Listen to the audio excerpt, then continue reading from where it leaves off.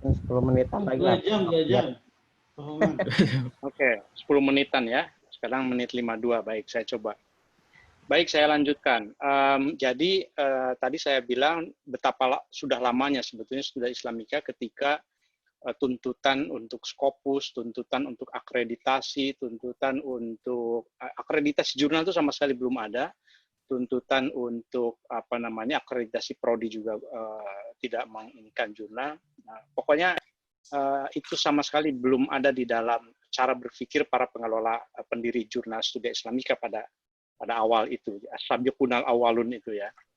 Nah, ketika saya bergabung, saya melihat semangatnya adalah ada satu milieu, satu lingkungan, di mana akademik milieunya itu terasa sekali. Atmosfer, saya mungkin lebih tepat menyebut atmosfer ya. Atmosfer keilmuannya itu terasa sekali, yaitu di PPIM pada saat itu ya, tahun 94 juga kan PPIM-nya berdiri. Kegiatannya tidak ada yang lain, waktu itu belum ada yang lain. Setiap siang, sore itu ngobrolnya itu ya bagaimana soal keilmuan. Yang satu bicara sosiologi, yang satu alumnus antropologi, yang satu political science, yang satu saya bahasa dan sastra Arab karena masih belum S2 waktu itu kan. Nah, tapi saya melihat ada atmosfer keilmuan yang kemudian selalu studi Islamika menjadi garda terdepan. Mengapa? Nah, tentu saja memang ada triggernya. Mengapa semangat juga, tidak semata keilmuan. Atmosfer keilmuan itu yang pertama ya, yang ingin saya hadirkan. Yang kedua itu memang ada supporter gitu. Nah, pada masa awal itu supporternya itu Pak Tarmizi Taher ya, Pak Menteri Agama langsung pada saat itu mensupport supaya PPIM ini punya kegiatan, kemudian juga studi Islamika itu dijadikan studi Islamika itu sebagai wadah kreativitas para dosen muda yang baru pulang dari luar, Pak Zumardi, Saiful Mujani, kemudian Ali Munhanif dan lain-lain ya, termasuk Pak Ismet waktu itu. Nah, jadi apa namanya yang dilakukan pada saat itu betul-betul bagaimana mengisi gap. Sama seperti menulis artikel secara substantif sebetulnya, yang pertama dilakukan itu kan melakukan gap analysis. Menganalisis ini gap dalam hal studi Islam Indonesia ini, jurnal ini kok belum ada begitu. Jurnal Islamic Studies sudah ada, jurnal Indonesian Studies sudah ada, tapi begitu masuk pada jurnal Indonesian Islamic Studies itu belum ada pada waktu itu. Maka kemudian langsung mengambil spesialisasi itu, tetapi in general, dalam ininya kan Southeast Asian Islam in general and Indonesian in particular begitu. Jadi langsung mengambil distingsi, mengambil wilayah apa namanya kajiannya, wilayah membatasi bagaimana supaya artikelnya itu tidak keluar. Ini poin yang kedua, distingsi. Yang pertama atmosfer keilmuan, yang kedua itu ada atmosfer keilmuan itu bisa dianggap sebagai ini ya girah ya. Jadi ada al-hirs gitu kalau dalam talabul ilmi itu ada al-hirs, ada istilah Sunda itu kadedemes gitu. Jadi ini banget dengan keilmuan ini belum ada nih gitu. Semangat sekali. Nah, kemudian yang kedua itu distingsi.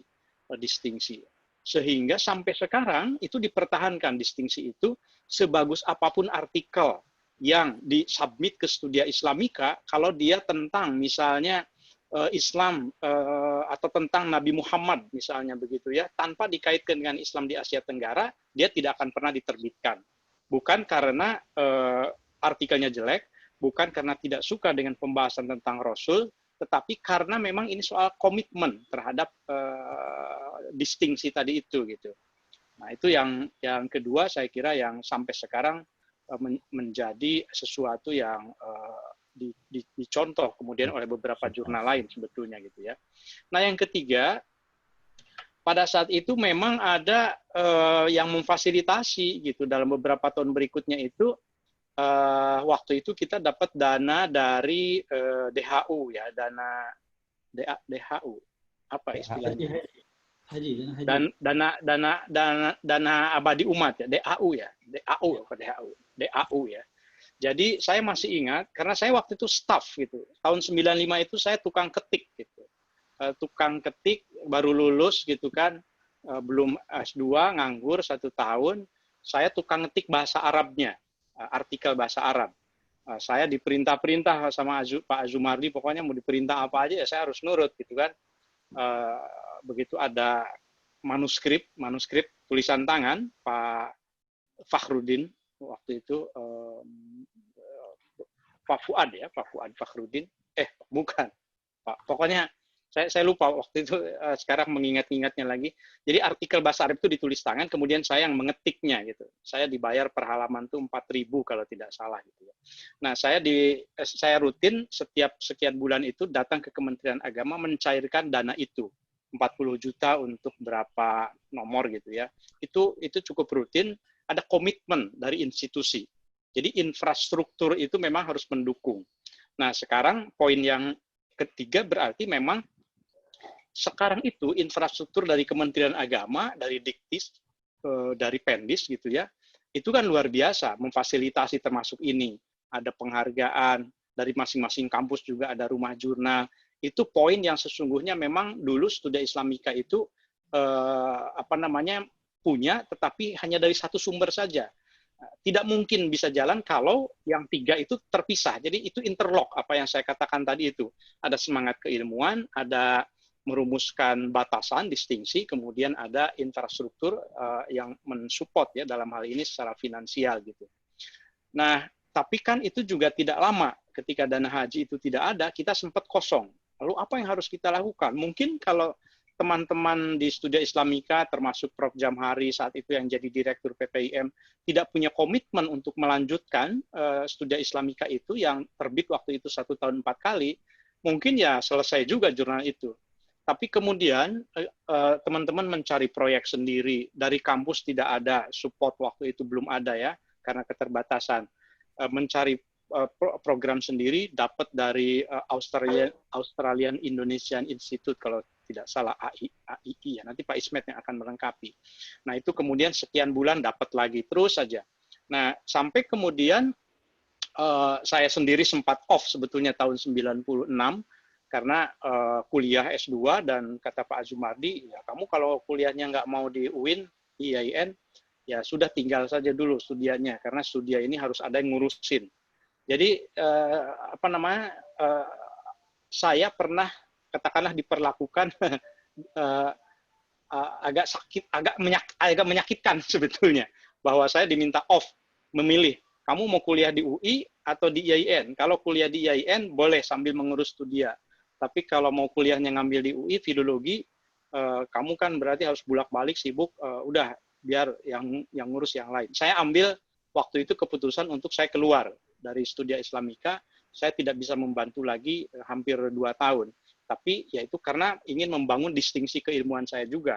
Dan setelah lulus saya ditarik lagi gitu kan. Jadi itu proses kehidupan yang Studia itu tidak bisa lepas dari individu-individunya, komitmen. Nah sampai sekarang kan Pak Zumardi Azra masih editor in chief, kemudian saya sekarang di editor, di managing editor. Nah orang-orang yang menjadi editor itu sebetulnya masih orang-orang itu saja gitu. Karena apa? Karena kita tidak pernah dibayar dari Studia Islamika.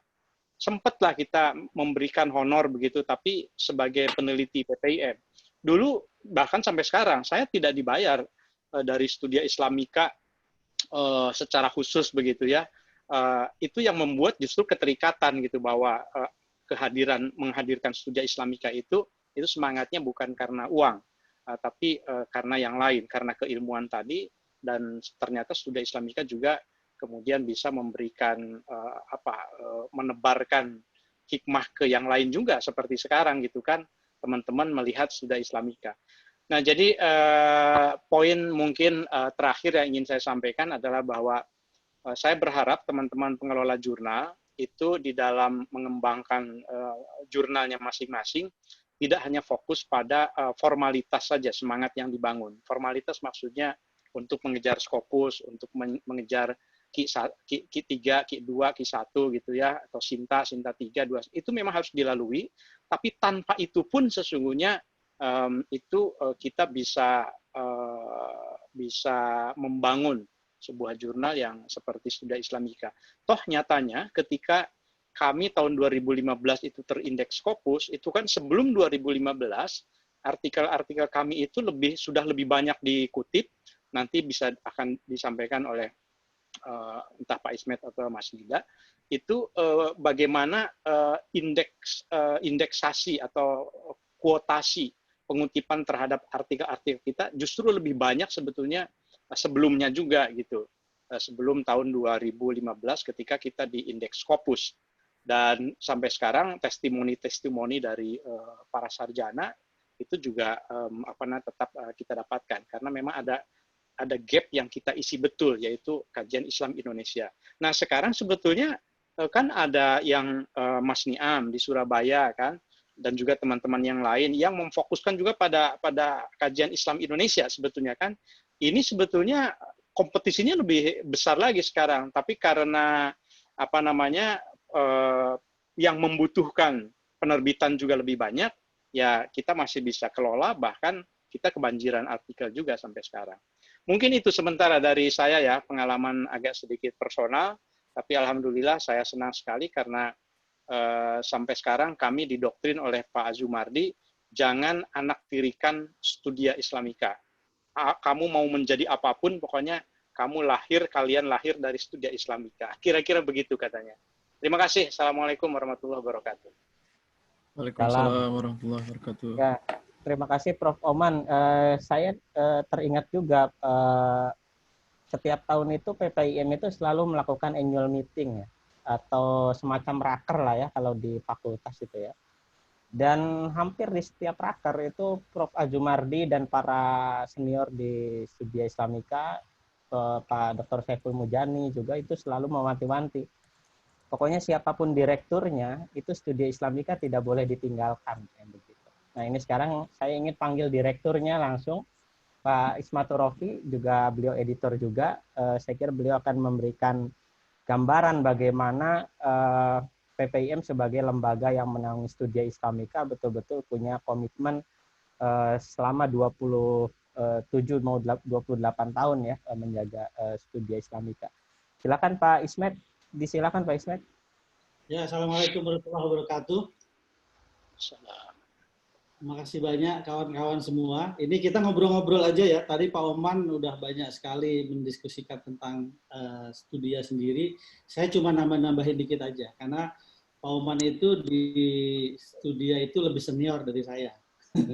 Kalau Pak Oman tahun 94, saya 99 Kang Oman ya? Iya. Baru kuliah kan. Ya, karena saya pulang, terus kemudian setelah itu baru kita bergabung di PPIM. Nah, saya mau cerita sedikit betapa seperti yang tadi Pak Oman, makanya saya cuma nambahin sebenarnya, cuma mengafirmasi apa yang dikatakan oleh Pak Oman. Kenapa Studia itu bisa berkembang dan survive? Salah satunya tadi yang disebut dengan Pak Oman, atmosfer keilmuan. Kita sebutnya epistemic community ya, di mana ada sebuah komunitas kecil yang dia menjadi institutional drift, kelompok yang kecil tapi visinya sama. Kita punya cara pandang yang sama yang pada waktu itu mungkin sangat alien ya, sangat asing di lingkungan perguruan tinggi kayak IAIN, karena waktu itu masih IAIN. Jadi ada beberapa orang yang berpikir tentang menghadirkan Indonesia dan Southeast Asia dalam konteks yang lebih luas, yang itu dilakukan oleh orang Indonesia sendiri.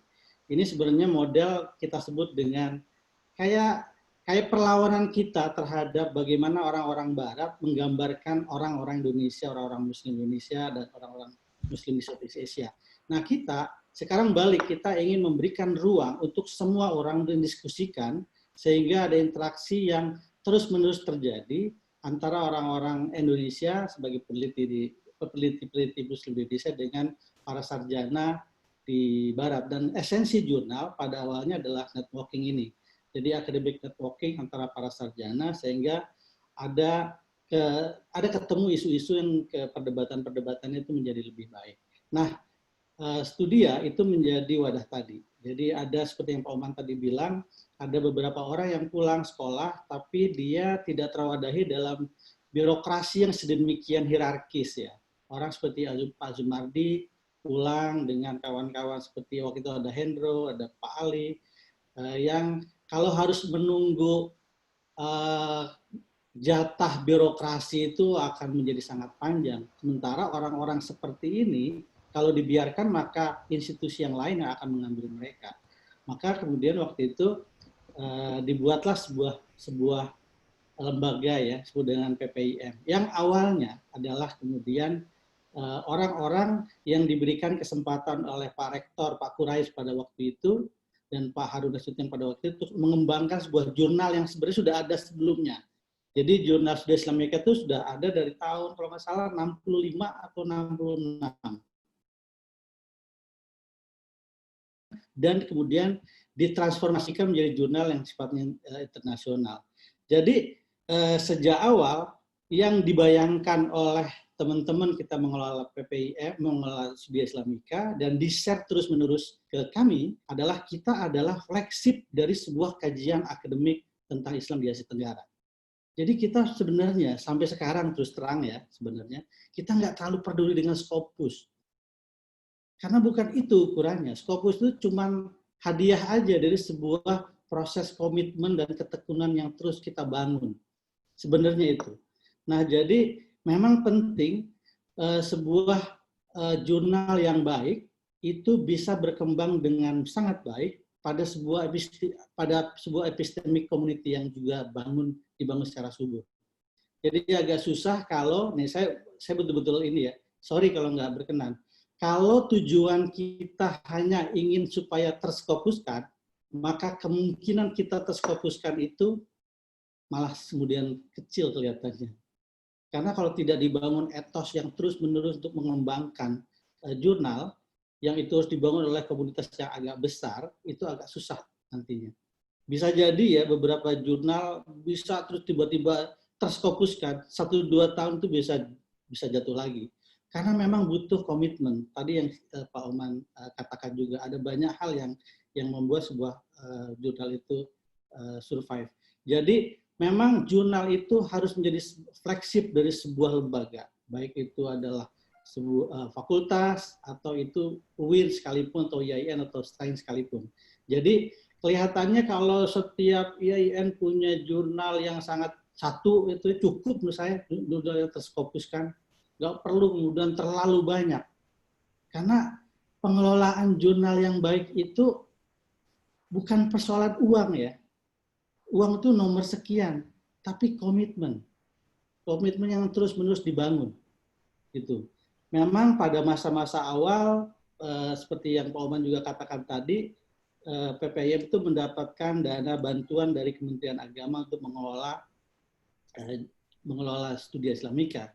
Tapi itu hanya berlangsung beberapa tahun saja. Setelah itu, kita harus mencari sumber-sumber yang terus secara kreatif kita ciptakan, karena jaringan intelektual yang kita bangun akibat dari jurnal artikel-artikel yang diterbitkan di jurnal kita.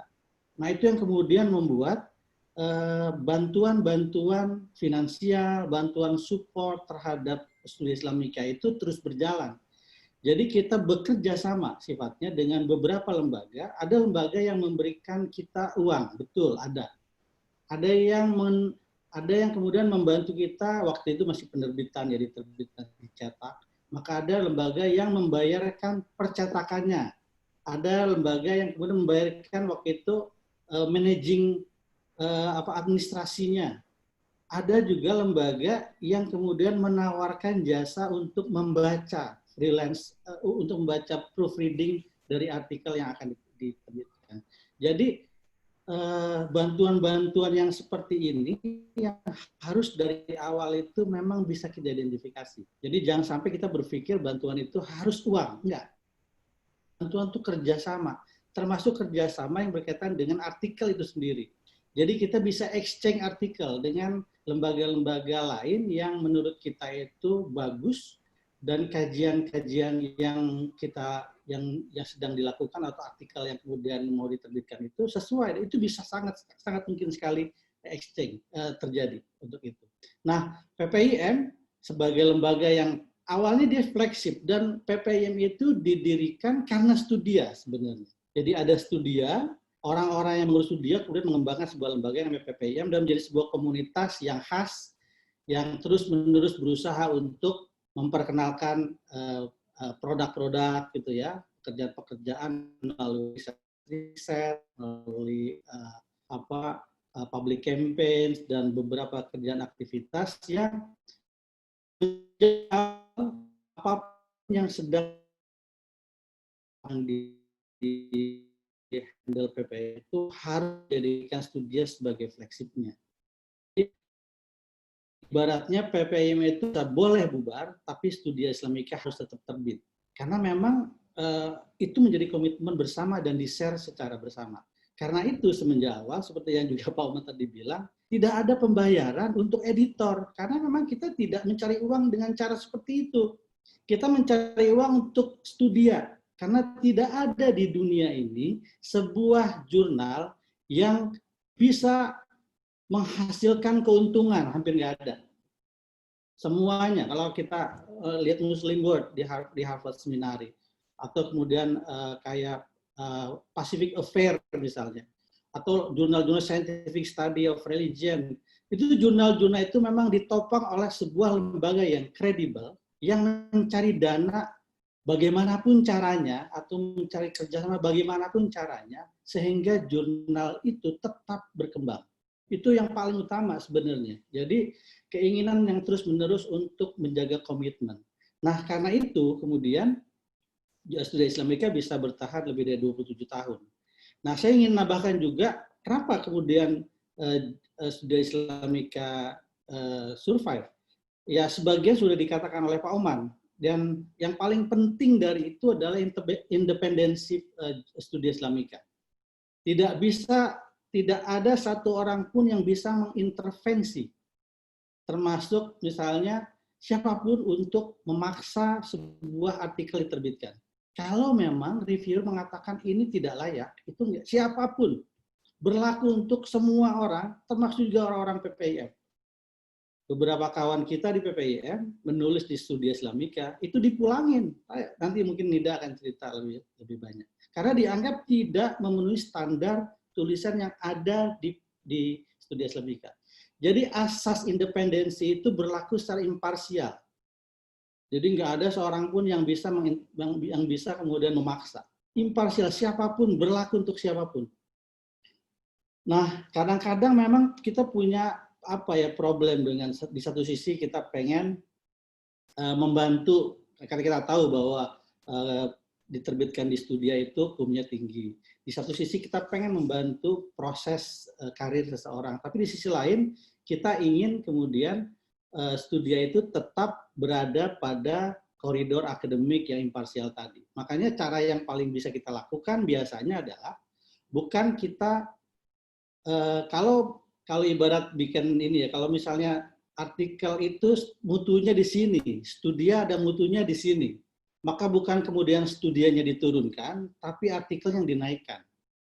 Saya barusan dapat kabar dari salah satu calon penulis, nanti mungkin Nida juga ini, yang dia sebenarnya udah hampir bilang mengeluh, udah 3 kali bolak-balik perbaikan revisi, dan dia udah bilang, ya ampun, saya udah minta apa yang kemudian yang diminta perbaikan saya sudah perbaiki, ini terakhir, mudah-mudahan terakhir bisa diterbitkan. Dan kita bilang, ya ini imparsial, kalau dianggap belum layak, ya kita tidak akan kemudian melakukan alterasi untuk itu. Nah itu yang paling, jadi independensi itu menjadi sangat penting. Yang kedua tadi yang Pak Oman juga bilang masalah fokus dan distingsi. Kita ini sekarang itu jurnal terlalu banyak dengan distingsi yang pada dasarnya itu satu sama lainnya itu dekat banget. Sehingga jadi predatori, saling makan nantinya. Makanya memang distingsi dari sebuah jurnal itu harus betul-betul bisa dirumuskan.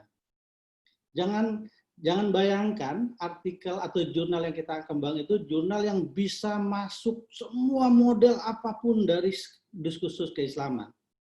Ini jurnal yang kayak gini itu biasanya ketika akreditasi itu ya bermasalah. Karena apa aja bisa masuk gitu. Jadi seperti supermarket. Kita masuk apapun bisa dapat di situ. Nah, biasanya jurnal yang baik itu jurnal yang memang secara spesifik itu mengkaji pada sebuah model tertentu atau tema tertentu atau pendekatan tertentu atau geographical distribution tertentu, distribusi sebuah tempat tertentu. Kalau kita kan jelas Islam in Southeast Asia itu clear gitu ya. Jadi kalau teman-teman di Surabaya Indonesian Islam, kita sebenarnya lebih luas. Selama dia menjadi bagian diskursus Islam yang berada di wilayah ini, maka dia akan memiliki kemungkinan untuk dapat diterbitkan.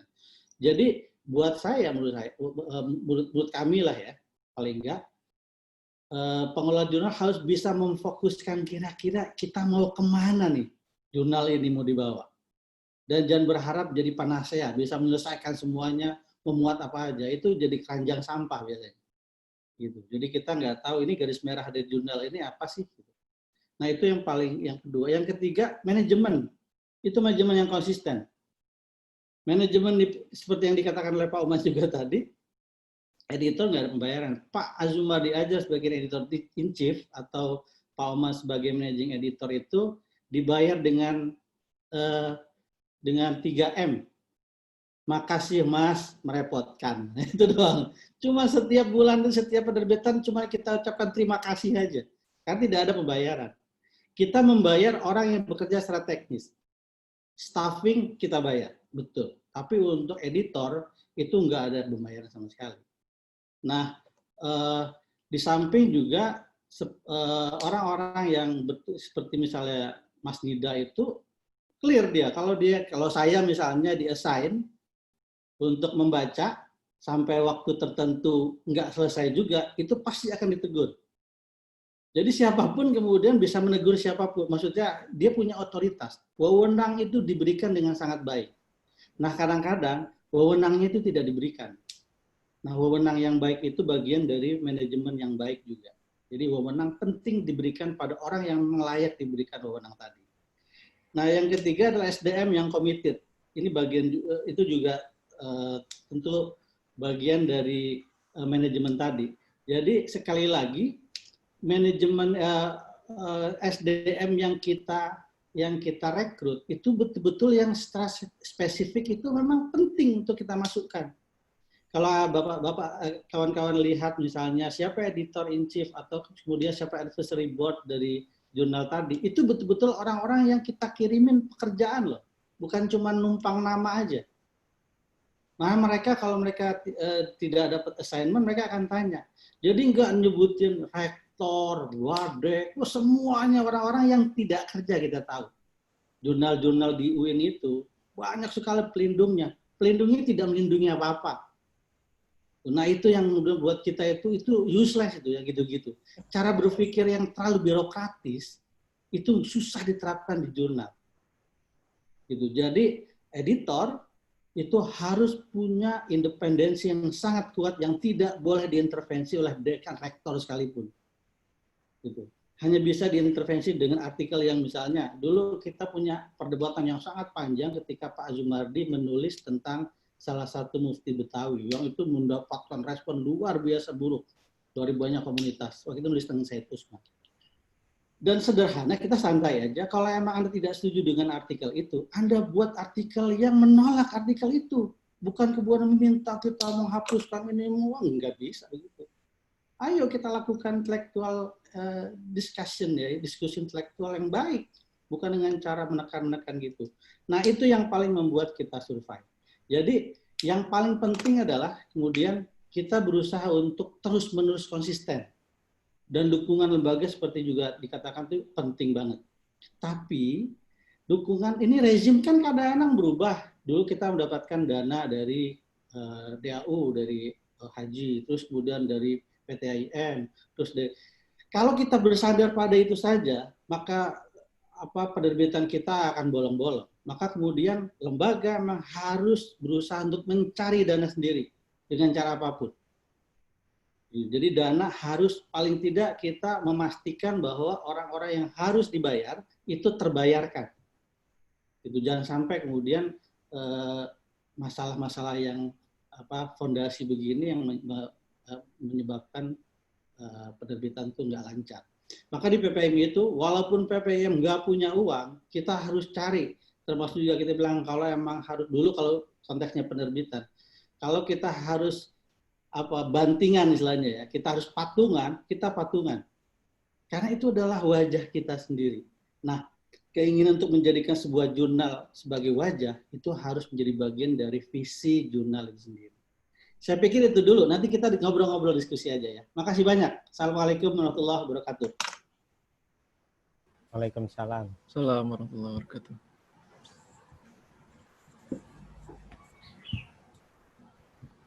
Ya baik, terima kasih tadi yang pertama Prof. Oman, kemudian Pak Ismatur Rufi. Selanjutnya bagaimana Pak Nida? Kita lanjut langsung Pak Nida atau buka sesi dulu?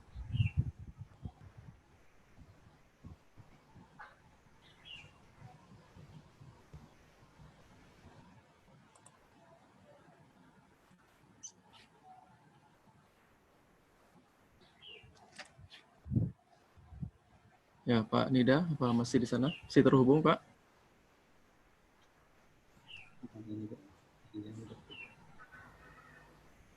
Halo, halo. Ya, ya silakan, Pak.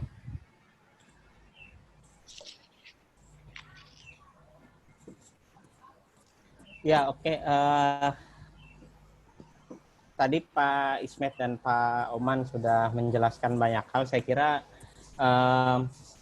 karena sesuai dengan visi kursus ini adalah menjadikan jurnal internasional bereputasi, jadi saya kira selain kita lakukan hal-hal yang substantif tadi, kita juga mesti tuangkan tuh ya hal-hal yang tadi substansial dari yang disampaikan oleh Prof. Oman dan Pak Ismatur Rufi itu ke dalam hal-hal yang sifatnya administratif juga. Jadi mari kita cerminkan itu, dan ini pertemuan pertama.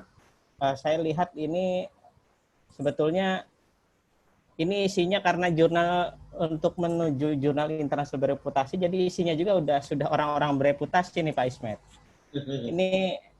Ini para asesor jurnal juga di Dikti sebetulnya. Jadi ya apa yang ingin kita sampaikan sebetulnya di sini juga ada Pak Muzain misalnya dari Muzain Ahyar nih yang tulisannya juga terbit di Studia ya, dari Samarinda. Kemudian ada Pak Alfitri juga dari Samarinda yang tulisannya masih hangat di Studia. Jadi ya gimana ya, apa yang harus kita lakukan di kelas ini. Jadi sudah harusnya kita langsung submit ke Scopus aja lah gitu ya. Ada Pak Anton juga dari Aceh yang ya termasuk koordinator juga. Beberapa juga kita kenal juga.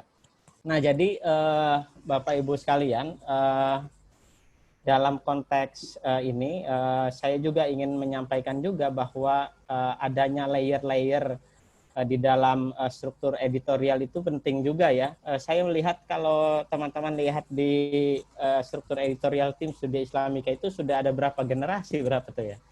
Dari generasinya mungkin Pak Zumardi, Pak Saiful Mujani, terus ke Prof. Oman, Pak Ismet gitu ya, sampai ke saya, dan saya juga ternyata sudah punya generasi lagi. Di sini bergabung juga ada Mas Abdullah Maulani, itu generasi paling muda di Studia Islamika. Jadi saya kira layering itu juga penting untuk diperhatikan. Jadi waktu itu memang saya sendiri bergabung di Studia Islamika awalnya sama hal yang mirip lah dengan Prof. Oman ya. Satu hal yang tidak disengaja, saya masuk ke PPIM juga masih kuliah waktu itu untuk sebuah program yang lain, program kajian manuskrip waktu itu. Tapi kemudian 2 tahun setelah saya bergabung di PPIM, kemudian Prof. Oman waktu itu 2011 itu agak kerepotan waktu itu karena layouternya Mas Heni ya, Pak Ismet ya. Itu ini resign katanya gitu ya. Nah, jadi kemudian bingung gimana nih untuk siapa yang akan melayoutnya. Kalau untuk yang editor kan itu sudah banyak ya, kita sudah lengkap ya. Ini siapa ini yang mau melayout gitu ya. Nah, kemudian Pak Oman ngobrol dengan saya singkat, lalu saya bilang saya minta waktu 10 menit saya bilang. Untuk melihat-lihat file yang ditinggalkan oleh layouter sebelumnya. Saya lihat kok ini extensionnya .indd ya. Saya cari gitu di internet ya. ternyata .indd itu namanya Adobe InDesign. Lalu saya cari tahu tutorialnya. Jadi kalau PPIM itu bikin survei katanya sekarang radikalisme itu muncul karena orang-orang belajar agama lewat internet. Nah, saya nih belajar lewat internet juga. Nah, itu dia cukup sekitar 10 menit tutorial awal Adobe InDesign, lalu saya menghadap lagi ke Prof. Oman, saya aja yang ngedesain gitu ya. Waktu itu saya tandem dengan ada Mas Testriono yang sekarang sedang sekolah di Illinois University di Amerika Serikat. Nah, itu tandem, jadi Testriono fokus kepada hal-hal yang sifatnya korespondensi ya. Nah, saya fokus itu ya, ngurusi transliterasi, kemudian layout, ngetik Arab juga dan sebagainya. Nah, baru kemudian hal itu berubah ketika 2016 lah ya. Itu Testriono itu sekolah ke Amerika, lalu ya sudah saya kemudian mengambil alih korespondensi dan sebagainya. Nah, itu juga bagian dari bahwa pelan-pelan kemudian tadi Prof. Oman juga dari tukang ketik sekarang managing editor. Nah, saya juga sama ada tahapan-tahapan itu yang kemudian dan itu transfer knowledge-nya itu berlangsung smooth begitu saja. Nah, saya kira ini juga penting untuk diperhatikan. Nah, tapi untuk yang kursus ini supaya kita konkret juga di sini soalnya dipantau oleh Bu Profesor Martin juga nih. Jadi supaya output kita jelas juga ya. Saya ingin mengajak ini teman-teman untuk ini akan jadi tolak ukur ya. Kita sudah punya ini, sudah tampilkah? Ya. Nah ya. Ya, sudah, jadi kita akan melakukan checklist ya, checklist progress ya. Ini konkret saja. Saya ingat sekali. Ini adalah program yang pernah kita lakukan sama-sama juga dengan Prof. Martin juga waktu itu ya, mulai tahun 2013-14 lah sampai beberapa tahun itu sama 15 jurnal juga pesertanya. Ini program internasionalisasi jurnal yang diampu oleh Diktis. Ini modelnya begini, kalau sekarang kan roadshow setiap 2 hari sekali ya. Nah, kalau dulu itu roadshow ya pokoknya bulan ini misalnya di Padang, nah bulan depan itu di Lombok misalnya, bulan berikutnya lagi pindah lagi ke tempat-tempat PTKI yang mau menjadi hostnya. Nah, ini sekarang kita bersyukur sudah bisa disatukan dan bisa lebih cepat. Nah, apa yang kita lakukan itu waktu itu ya menyelesaikan PR ya. Jadi kita ketemu di satu tempat di PTKI mana gitu, kampus mana, kemudian kita setoran ya.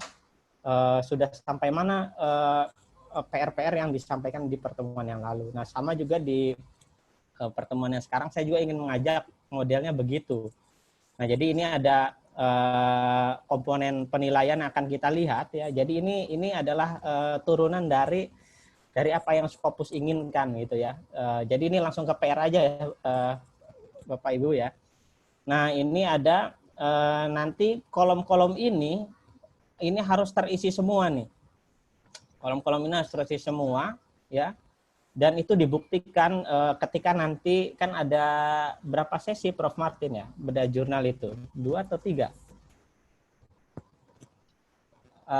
Ada sesi bedah jurnal lah ya. Nanti ini teman-teman buktikan ya. Sambil kemudian materi-materi yang lain kita sampaikan juga. Jadi saya percaya kalau di kelas ini itu kan sudah expert semua. Kita tidak lagi bicara soal bagaimana caranya mengaktifkan DOI misalnya. Bagaimana caranya untuk memasukkan link di dalam profil misalnya. Itu bukan kelas kita lah. Nah, kelas kita ini adalah bagaimana memastikan bahwa komponen-komponen yang ada ini adalah sudah bekerja dengan baik, dan itu yang tidak kalah pentingnya yang disampaikan oleh Profesor Oman dan Pak Ismatur Rofi tadi itu tercermin di dalam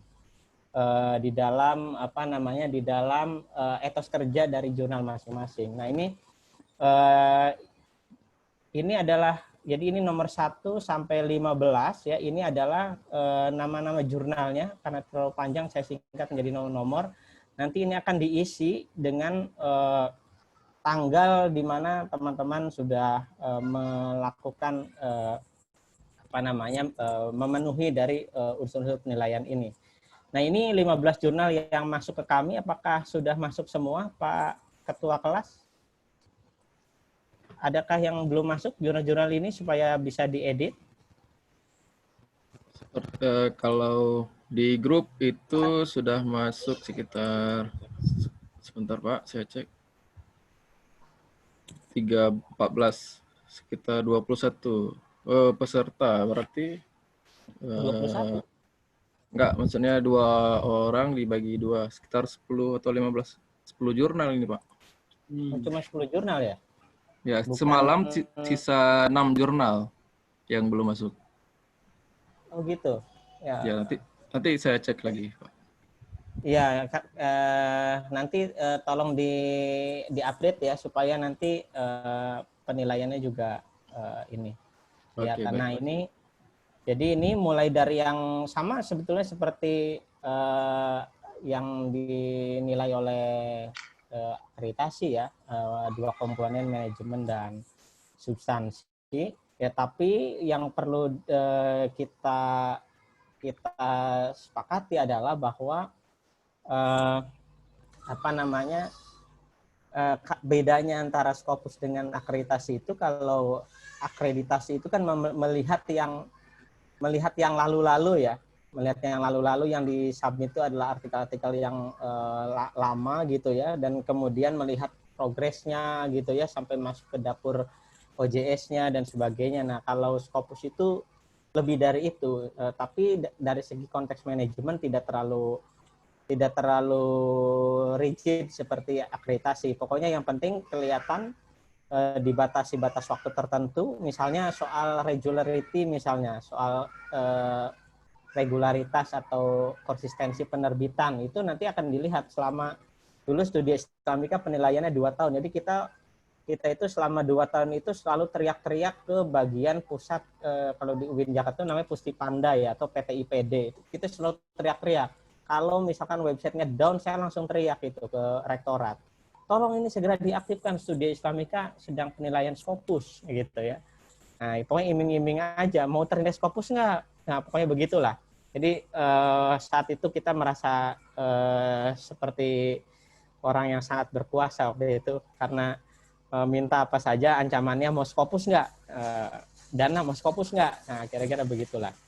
Nah, ini mulai dari awal misalnya memastikan bahwa jurnalnya harus berbahasa Inggris ya, karena yang saya lihat memang outputnya adalah di kursus ini kan Scopus atau Sinta 1 ya, jadi ini silakan nanti pilihan ya.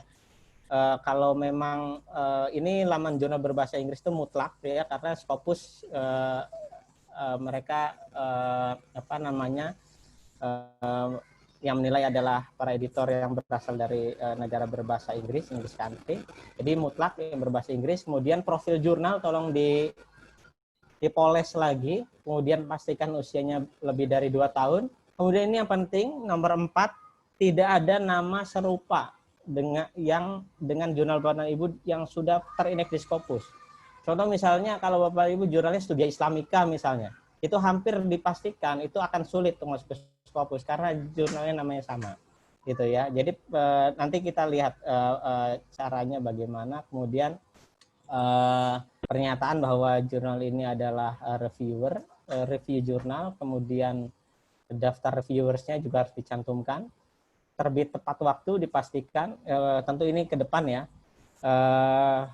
Jadwal terbitan juga harus dinyatakan setiap bulan apa, kode etik, publication ethic and malpractice statement.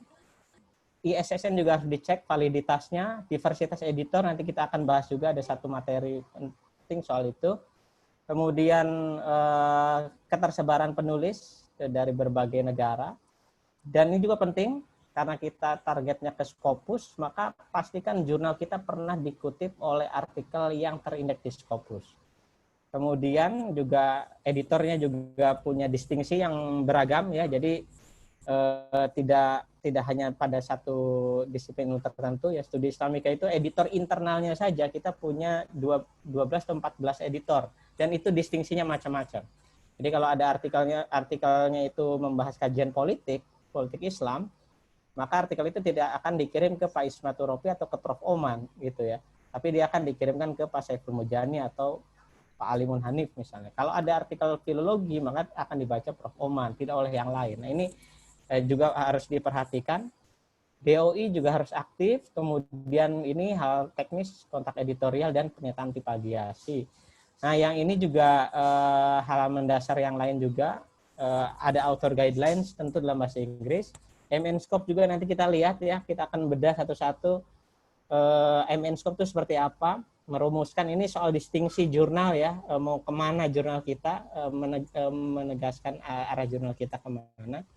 Kemudian konsistensi artikelnya apakah sesuai dengan itu MNC atau tidak. Layout juga penting juga dilihat, ini juga menjadi perhatian juga oleh Scopus. Jadi kalau ada gambarnya itu berasal dari screenshot dan sebagainya, itu biasanya agak dipertimbangkan juga. Kualitas bahasa tentunya penting sekali. Sekalian saya singgung juga bahwa saya sempat lihat-lihat jurnal Bapak dan Ibu, hampir semuanya itu tidak mencantumkan keberadaan editor bahasa, language advisor atau language editor. Ini penting untuk memastikan bahwa artikel kita ini sudah dibaca oleh orang yang punya keahlian bahasa yang kita pakai. Struktur artikel, kemudian kualitas abstrak, abstraknya berbahasa Inggris, ini hal mendasar, nama penulis, bibliografi, dan siapkan artikel terbaru yang bagus, karena ini yang akan kita ajukan. Jadi saya membayangkan bahwa yang akan dilihat itu ya 9 artikel itu. Pastikan kita ke depan itu ada 9 artikel yang bagus-bagus. Tapi kalau teman-teman sudah yakin bahwa 9 artikel yang kemarin itu sudah bagus misalnya gitu ya, ya mau submit hari ini juga boleh gitu. Karena penilaian penilaian Scopus itu ya mulai dari sekarang sampai dinyatakan nanti finish di beberapa tahun yang akan datang. Jadi saya kira itu nanti saya berharap ini silakan bisa di foto gitu ya, atau bisa di screenshot di laptop masing-masing, di handphone masing-masing ya. Ini silakan yang bagian ini dulu supaya nanti bisa di checklist ya. Atau nanti file ini sudah ada di share di grup itu Pak Mas. Sudah ada di share di grup. Yang Excel. Iya, yang Excel. Oke ya. Nah kalau sudah di share ya sudah tinggal dilaksanakan saja. Nah bagaimana cara melaksanakannya? Hal yang terbaik adalah meniru jurnal yang sudah leading sebelumnya. Jadi sama Studi Islamika juga, kami dulu lihat-lihat ke jurnal Indonesia di Cornell University. Kami juga pernah lihat-lihat juga dari, walaupun beda kajiannya, kita lihat juga misalnya jurnalnya Pak Istadi ya, BCREC itu di Undip. Kita lihat-lihat juga tuh ada apa aja di situ gitu, bagaimana cara menulisnya. Nah kita kemudian adopsi di jurnal kita. Nah kemudian juga, nah ini kalau ini Studi Islamika, ini jurnal kita Studi Islamika ini dibanding jurnal teman-teman lebih keren jurnal teman-teman ya. Ini kita masih pakai yang lama tapi ya lumayan lah, sebelah sini sudah bisa dipampang ya. Nah ini kan penting ya.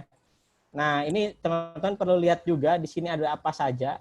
Checklist yang tadi saya sampaikan itu silakan dilihat, ada beberapa yang bisa kita adopsi, misalnya seperti ini ya, publication ethic. Nah ini kan bisa di copy ya, asal kemudian hati-hati ini bagian-bagian yang kita bold ini, pokoknya ketika kita meniru maka pastikan itu sudah diadaptasi ke dalam seperti yang kita butuhkan ya. Kemudian ini misalkan tentang acknowledgement, beberapa sudah mencantumkan juga list of reviewers. Kalau teman-teman biasanya menulisnya list of reviewers ya. Nah ini kita menggunakan istilahnya acknowledgement, ucapan terima kasih ya. Dan saya perhatikan juga di jurnal teman-teman juga ada list of reviewers tapi tidak pakai nomor ya. Pakai nomor deh supaya kelihatan banyaknya. Nah kita akan lihat tuh ada 97 reviewers gitu ya. Nah dan itu tentu beragam distingsinya, beragam negaranya dan sebagainya. Dikasih nomor ya. Nah itu juga untuk memperlihatkan bahwa kita ini jurnal kita ini sudah melibatkan banyak orang dari berbagai belahan dunia, berbagai lintas organisasi, lintas kampus dan sebagainya. Saya kira itu dari saya, mungkin sisanya kita diskusi saja. Terima kasih. Silakan Pak Ketua Kelas, Pak Sahril. Baik, terima kasih Pak Nida atas pengantarnya. Selanjutnya, apakah tadi Pak Abdullah Maulani apa juga mau menyampaikan? Atau gimana? Langsung diskusi aja kayaknya. Langsung diskusi ya. Baik Bapak Ibu, barangkali yang ingin menanyakan, kita langsung diskusikan. Ada yang ingin bertanya Pak Ibu? Dipersilakan. Bisa langsung mengaktifkan mic-nya. Pak Mursyid mungkin? Iya. Bapak. Assalamualaikum warahmatullahi wabarakatuh. Salam. Mas Omannya masih aktif ya? Masih ada Mas Omannya? Masih. Saya masih. Assalamualaikum Kang Oman. Ini Ya, Mursyid Jawa. Waalaikumsalam. Mas Mursyid. Waalaikumsalam warahmatullahi. Ya, ini 2005 sampai 2012 itu menjadi ya orang lapangannya Mas Oman dalam penelitian filologi di Aceh ya. Cuman selama waktu itu tidak pernah Mas Oman cerita tentang studi Islamika dan mungkin porsut ininya juga fokus tidak pada jurnal. Nah ini Mas Oman, kami menarik ini. Jadi alhamdulillah kami mengelola jurnal dan ini masih sangat muda, baru 2017. Jadi dari Jurnal Samara ini dari 2017, kemudian prosesnya itu agak panjang untuk kemudian ikut kawan-kawan. Jadi kami sangat muda. Tapi dalam kaitannya dengan pendanaan tadi, Mas Oman. Ya. Nah ini memang kami kewalahan dalam kaitannya dengan pengelolaan jurnal ini. Memang awalnya memang ada dana disediakan oleh lembaga, misalnya kami diberikan 10 juta 1 tahun. Tapi mungkin karena sekarang ini ada musibah, semuanya ditarik sekarang. Jadi pure sekarang ini kami pengelola jurnal itu sudah ada hambatan dana di sana. Nah mungkin ada yang di sebagian diceritakan tadi bahwa ada juga plus minusnya, ada turun naiknya juga pendanaan di Studi Islamika. Nah Studi Islamika ini kan walaupun dia di bawah naungan UIN Syahid, tetapi dia sangat independen. Nah mungkin bisa diceritakan Mas Oman, kiat kami ini bagaimana mempertahankan bahwa jangan sampailah umurnya juga seperti jurnal yang lain. Pengenlah juga sampai 27 volume juga lah jurnal kami ini Mas Oman. Mungkin bisa dibantu diceritakan Mas Oman yang ini. Terima kasih. Ya, ini langsung dijawab atau bagaimana nih? Mas Arif? Langsung aja. Langsung aja Pak. Langsung ya, nanti disambung Pak Ismet ya. Terima kasih Mas Mursyid. Ya, saya 2012 itu berarti berapa tahun ya? 8 tahun ya. 2012. Beberapa juga saya lupa, saya cerita jurnal atau tidak. Tapi kalau ingat pada masa itu, 2012 ya, apalagi kalau memang saya sedang penelitian manuskrip, itu biasanya ya saya fokus ke situ. Jadi mungkin kita malah tidak pernah cerita soal itu. Dan hal lain sebetulnya, bincang soal jurnal itu terutama ketika indeksasi keharusan indeksasi di lembaga indeks internasional, khususnya Scopus, itu semakin meningkat. Jadi kemana-mana itu saya biasanya diundang itu soal filologi, soal manuskrip, kemudian sekarang soal jurnal gitu. Tapi sebelumnya kan tidak juga gitu. Jadi ya jalan saja gitu, business as usual gitu. Kita membangun jurnal itu mohon maaf kalau saya kurang tepat mengatakannya, kayak nggak istimewa gitu. Maksudnya itu udah bagian dari kita gitu. Jadi ya dijalani saja gitu, bukan sesuatu yang istimewa begitu. Kayak kita makan lah gitu, kayak kita mandi gitu di PPIM itu ya emang kerjaannya ngerjain itu gitu, sehingga tidak sempat tercerita. Nah kemudian yang lebih penting nih soal dana ya. Jadi kami mengalami betul bagaimana naik turunnya dana. salah satu kuncinya memang harus ada satu institusi yang membackup gitu. Itu saja dalam hal studi ini PPIM. Selama tidak ada institusi yang membackup, institusi itu kan bisa dalam level paling kecilnya prodi lah gitu ya. Maka memang itu agak kesulitan. Nah, saya ingin mencontohkan pada jurnal yang tidak punya institusi tetap seperti asosiasi misalnya. Saya juga ikut merintis jurnal manuskripta itu yang sekarang juga NIDA kelola gitu ya. Itu asosiasi masyarakat Pernasaran Nusantara, sama sekali tidak punya dana, bahkan itu jatuh bangunnya lebih ini lagi, hampir putus asa, udahlah nggak usah diterusin gitu. Tapi ketika ada sistem OJS, nah kami punya harapan, oh kalau begitu tinggal kemitraan saja, tidak perlu cetak, karena sebetulnya dana itu yang kami butuhkan kan buat cetak gitu ya. Nah, ketika ada sistem OJS, kami tinggal kerjasama dengan pemilik server, yaitu Perpustakaan Nasional. Maka kemudian jalan. Dan kami sejak awal tidak, baik Studia Islamika maupun jurnal yang lainnya, tidak memberikan honor kepada penulis. Dulu pernah ke penulis artikel bahasa Inggris kita sempat memberikan honor 500.000 kalau tidak salah. Yang artikel Arab dikasih 250.000. Tapi berikutnya tidak lagi ketika semakin banyak begitu. Jadi daya tawarnya sudah di Studia loh. Kalau begitu kenapa kita harus memberikan honor gitu? Orang mereka kok yang butuh gitu. Sehingga akhirnya honornya itu biar mereka dapatkan dari jerih payah mereka menjadi profesor, para penulis itu diundang dan seterusnya. Jadi dari sampingannya gitu ya. Nah, tapi kalau untuk Studia memang karena ada orang-orang tadi, karena ada institusi yang membackup. Meskipun itu tidak memadai juga, karena PPIM juga kan bukan institusi, bukan lembaga yang kaya kemudian seterusnya punya uang. Kami juga berharap pada kampus sebetulnya. Dulu sempat ada bantuan begitu dari Kemendikbud, kemudian dari Dikti ya, kemudian dari Diktis. Nah, tetapi itu tidak bisa diharapkan juga. Maka pada akhirnya ya soal hambatan dana ini dikurangi saja pengeluarannya, yaitu kita tidak cetak lagi. Awalnya 1.000, jadi terus terang saja biaya besar itu sekali lagi untuk cetak seperti yang Pak Ismet sampaikan, bukan untuk honor. Dulu kita mencetak 1.000, kemudian karena dana tidak ada, dari dana Abadi Umat tidak ada, dari Australia juga sudah putus. Maka kemudian dikurangi menjadi 700, dikurangi menjadi 500, dikurangi menjadi 250. Saya lupa sekarang, mungkin nanti tidak sampaikan itu sekarang berapa, tapi sekarang lebih memfokuskan pada online begitu. Dari saya sih begitu, mungkin Pak Ismet yang ini sekarang Direktur PPIM soalnya. Apa yang terjadi nih? Ya memang klasik ya masalah dana ya, itu agak gampang-gampang susah memang.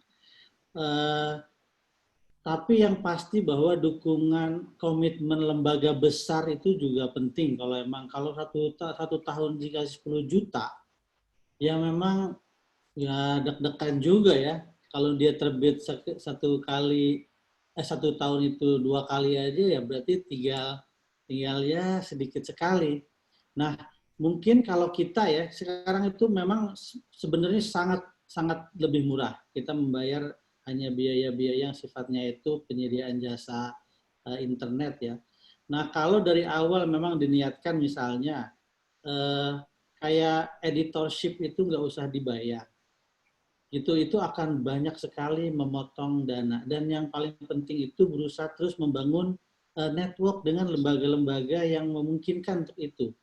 Jadi misalnya dengan Pemda ya, kalau memang di daerah, itu mungkin sekali kita kemudian membuka ruang-ruang di mana bantuan dari Pemda itu bisa membiayai jurnal kita.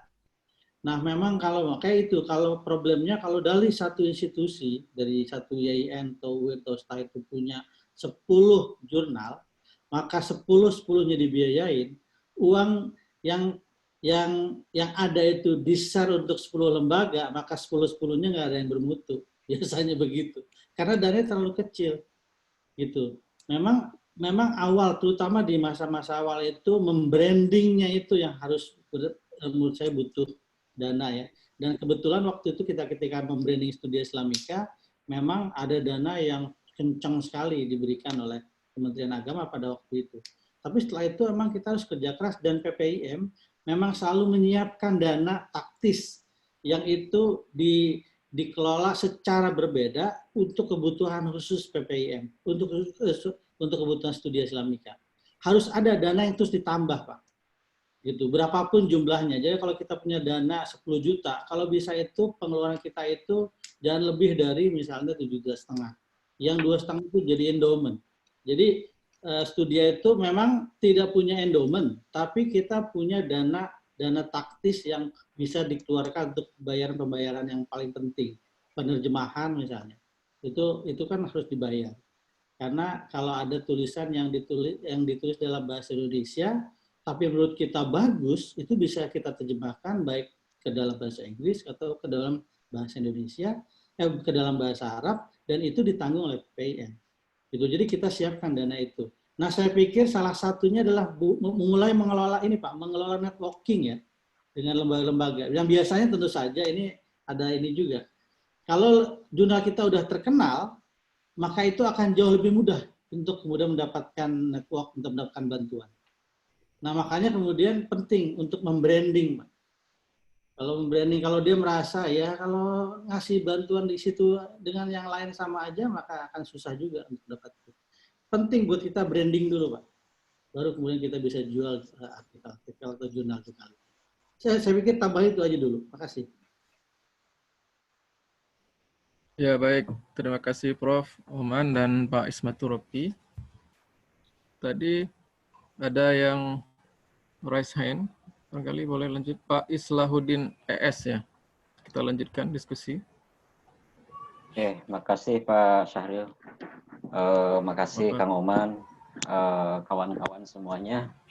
Selamat sore, luar biasa inspirasinya buat kita semua. Saya di sini dengan rekan saya, dengan Dr. Hasanah, mendampingi jurnal akademika dari Universitas Islam Asy-Syafi'iyah. Yang saya tanyakan sebenarnya hal yang sangat teknis, tapi memang seperti disampaikan sama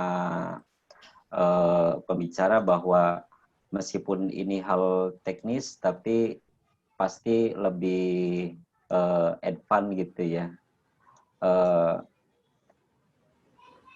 Yang saya tanyakan adalah bagaimana mendapatkan list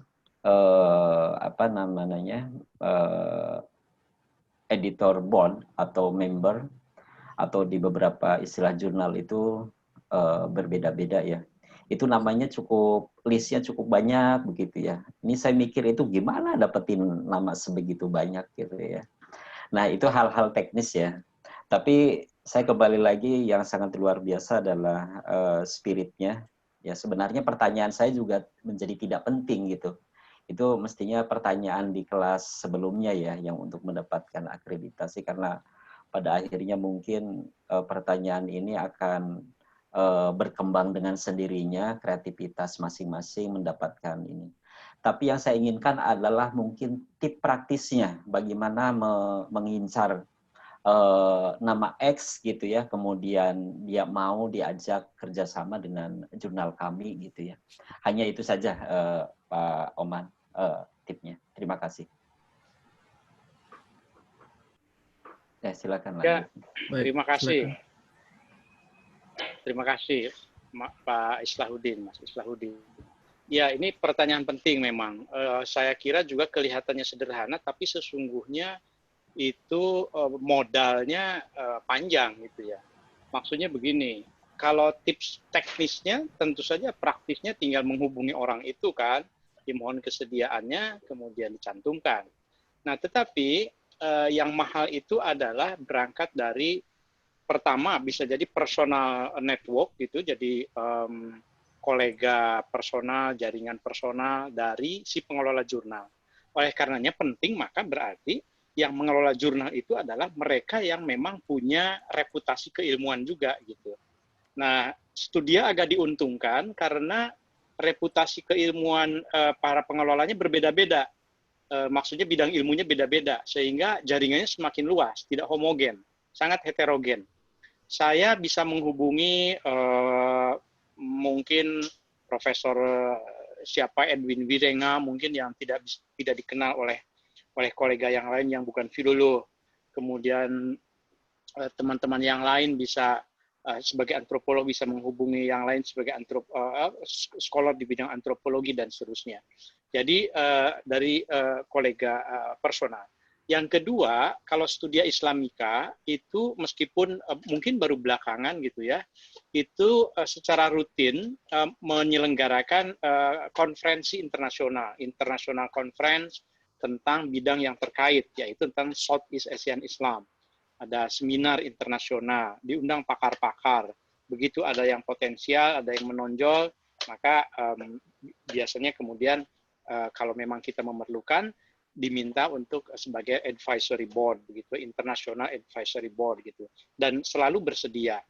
Nah, biasanya juga kalau sarjana internasional itu paham betul bahwa mereka tidak dibayar, tidak dikasih honor, karena ketika kita pun, saya misalnya diminta sebagai reviewer gitu untuk jurnal di Tokyo atau di mana begitu, saya juga kan tidak dibayar juga, tapi dibayarnya itu dengan acknowledgement begitu, dengan penghargaan yang lain gitu.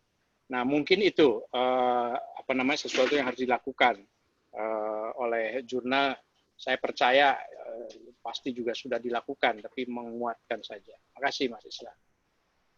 Tambah sedikit ya, dan biasanya juga gini, kalau kita punya banyak sekali editorial teams gitu ya, atau advisory atau apapun namanya, itu ketika biasanya memang tadi, seperti yang Pak Oman tadi, itu karena jaringan individual, personal, atau juga beberapa dari orang-orang yang tercantum, misalnya punya hubungan kedekatan secara akademik, misalnya dulu menjadi pembimbing disertasi dan selanjutnya, sehingga itu hubungannya betul-betul sangat personal kita. Saya misalnya punya hubungan dengan beberapa profesor yang memang itu bidang ilmu yang kita tekuni, dan itu tentu saja ada kaitannya dengan studi Indonesia. Jadi kita tentu harus membatasi itu. Nah, yang kedua, biasanya kita, betapapun misalnya assignment untuk salah satu orang itu terbatas ya, misalnya cuma 1 kali 1 tahun, tapi pada momen-momen tertentu kita selalu menyurati mereka, misalnya Christmas, atau ada terbitan studi yang baru kita akan kita kirimkan. Jadi hubungan sosial itu harus terus dibangun. Gitu. Jadi kadang-kadang kita nyantumin, udah dicantumin, nggak pernah kemudian dihubungin, nggak pernah ada personal touch gitu ya, personal kontak yang kita lakukan. Nah, kita itu dengan sengaja melakukan itu biasanya. Gitu. Jadi kita coba, dan tentu saja berkaitan dengan tadi, semakin luas network kita, semakin banyak juga orang yang kemudian bisa kita ajak untuk bergabung. Saya pikir itu tambahannya.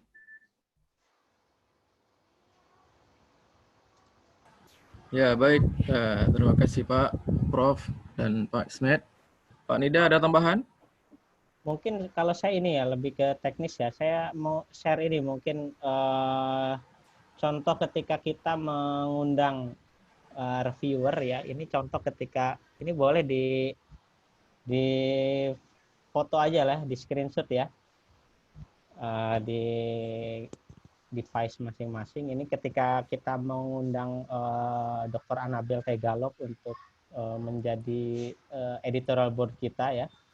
Waktu itu Dr. Anabel ini kita undang untuk juga, salah satunya juga kita punya concern juga supaya coba perhatikan di sini yang ikut di kelas ini kayaknya laki-laki semua ya, pengelola jurnal ya. Jadi sama juga kita juga ingin memperkuat juga dengan para scholars yang perempuan juga. Ini silakan boleh difoto. Jadi mungkin bisa diadaptasi awalannya, kemudian bagaimana kita juga paham dengan expertise dari mereka yang diundang. Jadi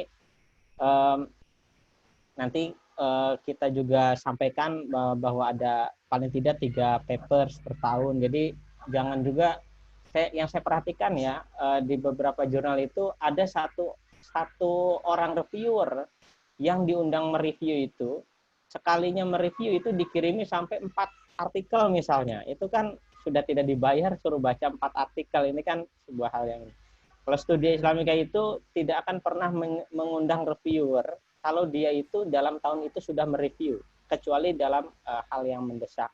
Nah, itu juga perlu. Jadi supaya sebaran tadi networking itu ya juga menjadi luas. Jadi kami membayangkan bahwa para editorial board, reviewer yang kita libatkan itu mereka juga jadi semacam marketing kita juga di institusinya masing-masing. Itu saya kira yang lainnya tentu dikirim email, dan saya kira dengan teknologi di zaman sekarang kita nyari orang gampang ya. Kalau dulu kan mungkin Pak Ismet tadi membayangkan itu kita punya hubungan sebagai pembimbing disertasi dan sebagainya. Kalau sekarang kan kita cari expert tuh sudah sangat mudah. Dan tentu saya ingin mengingatkan juga, pastikan juga orang-orang yang tercantum di dalam editorial board kita itu betul-betul sudah dihubungi orangnya. Jangan sampai Pak Lukman itu di Dikti itu sering mencontohkan Pak Zumardi. Pak Zumardi itu dijadikan editorial board di lebih dari 25 jurnal. Tapi ketika dikonfirmasi, Pak Zumardi tidak pernah menerima undang-undangan itu. Nah, itu juga jadi bahan renungan kita juga, termasuk juga ada juga beberapa jurnal yang pernah ditegur oleh editorial board-nya. Dihubungi, diundang, tapi mereka tidak pernah mengirimi artikel, hanya untuk sebagai yang penting diversitasnya, yang penting ada expertnya, tapi nggak pernah dihubungi dan sebagainya. Itu juga perlu dipertimbangkan juga. Gitu Pak Syahrin. Oke, baik Pak. Berarti sebaiknya membuat form, kemudian mengundang secara resmi seperti itu Pak ya? Sangat resmi. Ya. Assalamualaikum, boleh bertanya Pak? Ya, boleh. Silakan Bu. Ibu ya? Ya, Assalamualaikum. Salam, silakan Bu. Saya terbersih tadi karena katanya pengolahnya semuanya laki-laki, saya perempuan ini, mohon maaf. Iya, Bapak Oman yang saya hormati, ya semua presenter yang ada di sini, ya terima kasih kesempatan kepada saya. Saya dari Akademika Teknologi Pendidikan Universitas Islam Asy-Syafi'iyah. Kebetulan saya tadi dengan Bapak ES, beliau sudah bertanya. Saya sebagai editor di jurnal ini sangat berterima kasih ya bisa ikut di sini di forum. Sinta di bawah pengen ke Sinta 1 atau palingnya Sinta 2 lah gitulah. Kalau ke Scopus kayaknya masih belum lah ya, kayaknya belum menurut saya. Cuma saya pengen lihat pengalaman di sini seperti apa sehingga saya bisa mencapai ke sana gitu. Kemarin sempat saya udah ngajukan isi evaluasi diri ke Sinta 1 ya, mudah-mudahan dapat ya, tapi nggak tahu lah ya, mudah-mudahan minimal ke Sinta 2 lah gitu ya, mohon doanya dan mohon dukungannya. Yang saya rasakan permasalahannya adalah yang pertama adalah memang dukungan dari kampus itu sangat berarti ya untuk kita sebagai editor ini, artinya ada perhatian khusus lah. Tapi di balik itu semuanya kondisi kampus masing-masing kita kan berbeda-beda ya. Saya kebetulan dosen di teknologi pendidikan di magister. Kemudian yang saya lihat adalah sedikitnya tim editor. Kalau tadi sampai dengan berapa ya, banyak ya, sampai 19, kami di sini ya paling berapa orang ya, 2. Itu pun selalu mungkin saya sebagai tenaga andalannya itu memang harus perhatian penuh ya, ada artikel masuk langsung kita edit ya, kemudian kita balikkan ke autor ya, kemudian balik ke kita share lagi kan, kita bagi tugas tim dan sebagainya. Saya merasa agak berat beban mengelola ini karena saya belum berhasil mengkader ya, tim yang kuat, seperti halnya mungkin tadi dari UIN ya, luar biasa, itu sudah luar biasa bagus sekali pengelolaan jurnalnya. Kami baru nomor 9 sekarang ya, volume 9 terbitnya. Saya melihat tadi bagus sih pembelajarannya. Pertama jadi tim ketik, kemudian belajar merangkak sampai menjadi tim yang benar-benar yang handal gitu. Mungkin saya akan melakukan hal yang sama juga ke mahasiswa mungkin atau staf yang lain. terus terang kami di kampus Universitas Islam Asyafiah ini sedikit sekali ya yang bisa kita ajak untuk menjadi pengelola jurnal gitu. Dan walaupun demikian saya punya semangat ya bisa sampai ke sana. Yang saya tanyakan adalah dengan sedikitnya tim ini, lalu ke depan banyak pekerjaannya, apa kiat-kiatnya ya menurut Bapak ya, menurut Bapak di sini yang udah pengalaman mengelola jurnal ini, sehingga saya sendiri nggak merasa berat. Secara kerjaan sih saya menikmati sekali. Cuma nanti ke depan saya pikir saya harus banyak mengajak orang untuk bisa jadi tim editor ini. Tadi pertanyaan Bapak Islah tentang reviewer, apa yang kita cari, itu juga menjadi PR besar. Saya mulai melis siapa-siapa aja yang bisa saya masukkan sebagai reviewer ataupun editor ya, yang bisa memang benar-benar dari berbagai wilayah, berbagai negara gitu, tidak hanya di Indonesia gitu. Itu saja barangkali Bapak, terima kasih. Assalamualaikum. Waalaikumsalam warahmatullahi Salam. Mohon maaf, Bu Hasanah, jurnal akademika itu ininya apa? Takhususnya apa? Pendidikan, teknologi pendidikan. Ya. Oh, teknologi pendidikan ya. Ya. Oke. Tadinya saya mau menawarkan diri, saya siap jadi editorial board kalau tapi ternyata pendidikan, jadi ya berarti pendidikan filologi bisa lah. Jadi kalau susah nyari orang, boleh, Pak. kalau susah nyari orang, saya bersedia lah. Saya hampir tidak pernah menolak ketika itu tadi, tapi yang resmi menghubungi ya, ada yang resmi menghubungi, tapi memang yang terkait dengan bidang saya, misalnya jurnal arkeologi di Bandung gitu. Kemudian walaupun arkeologi bukan bidang saya, tetapi kan sama-sama kekunoan gitu ya. Atau lebih gedenya lagi humaniora. Sejauh itu humaniora, saya tidak pernah menolak. Tapi kalau pendidikan, wah saya bilang sebaiknya tidak. Karena justru nanti akan dilacak jejak digital saya kan, nanti malah menjatuhkan. Apa hubungannya Oman ini jadi editorial board begitu. Nah, kemudian Mas Oman, di jurnal kami boleh ya? Apa? Tentang apa itu? Hukum Islam Mas Oman. Nanti kami kaitkan ke inilah Oh naskah. iya. Kalau hukum jurnal dakwah boleh. Ya. Jadi sebetulnya saya kan tidak percaya dengan linearitas sebetulnya. Jadi begini, saya suka bilang bahwa sebetulnya bidang apapun bisa dimasuki oleh filologi, oleh bidang saya. Ketika masuk ke apalagi tafsir atau syariat atau apa begitu ya, itu kan tinggal perspektif sayanya yang masuk ke situ, bukan sebaliknya begitu. Jadi bukan hal yang sulit sebetulnya. Cuma kalau ke pendidikan memang sejauh ini saya belum punya pengalaman saja, karena kalau saya melihat artikel-artikelnya itu kan tentang praktek pendidikan, tentang pendidikan yang mikro di kelas misalnya, saya tidak bisa.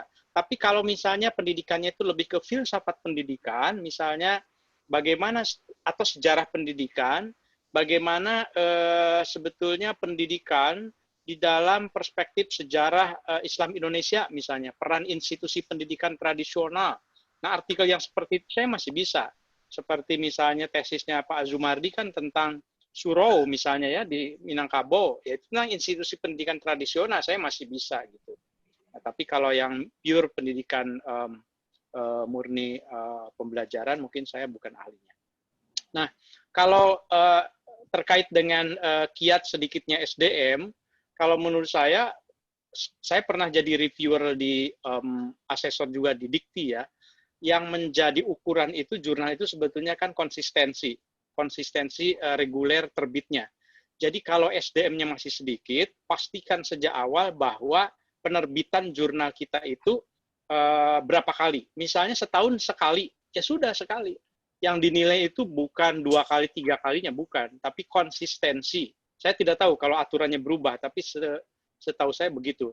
Maka kalau misalnya kuatnya hanya 1 kali, ya 1 kali. Annual jurnal, berarti kan. Kalau 2 kali, 2 kali. Jurnal Studia sendiri dulu 4 kali, tapi sekarang kan 3 kali. Walaupun sempat mempertimbangkan mau kembali ke 4 kali dalam 1 tahun karena banyaknya artikel gitu ya.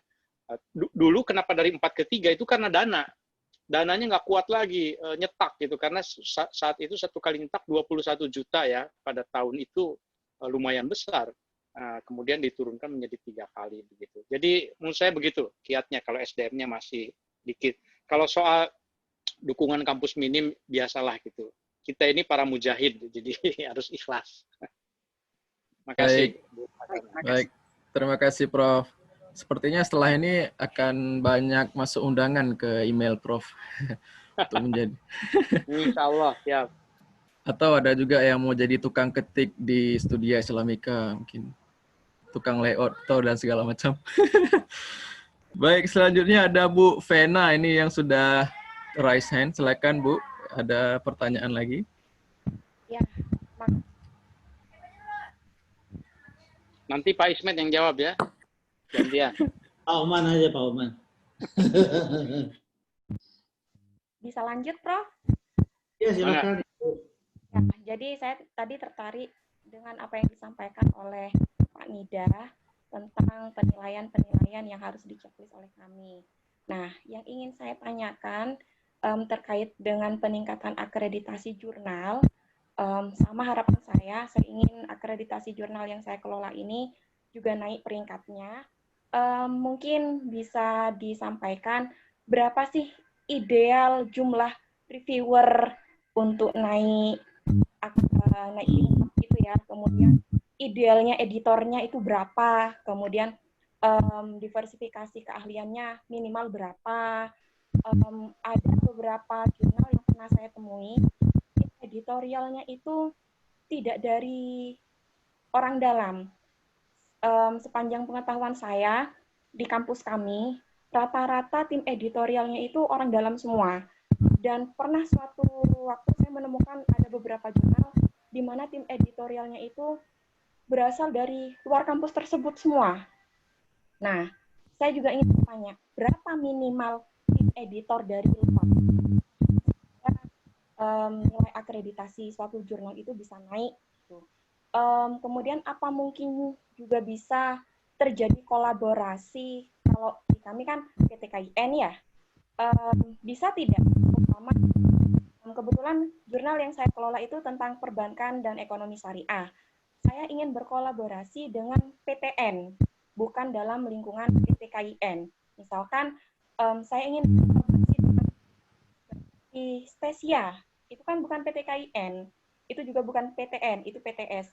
Bisa enggak kira-kira linear tidak berpengaruh atau tidak terhadap penilaian peningkatan akreditasi jurnal? Mohon dijawab bagi Bapak, mungkin Pak Nida, Prof. Oman, bahkan Pak Ismet, mungkin bisa memberikan masukan pada saya supaya saya bisa membawa jurnal yang saya kelola ini paling tidak naik 1 atau 2 peringkat gitu ya. Terima kasih sebelumnya, itu saja pertanyaan saya. Assalamualaikum warahmatullahi wabarakatuh. Salam.